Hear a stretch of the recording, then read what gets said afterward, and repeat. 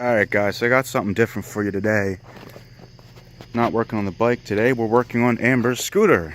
It's an 84 Honda Aero 125 and it was running pretty good, but she went down right there as you can see. So it's not wanting to start right now. Been doing some diagnostics to it. We checked the hoses, we checked for spark, we checked the carb, we checked the gas, checked all that stuff, and still can't get it going. Want to get it going for a cruise this weekend.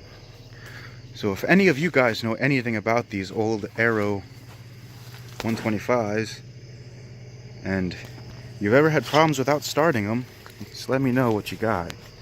But if we get this thing running, I might make a little review for you guys later. It's really nice actually. When it was running, it was good. It's got, the only weird thing is it's got these little dinky tires and it feels like it's not sturdy, but it is. She paid what, 125 bucks for it? Yes.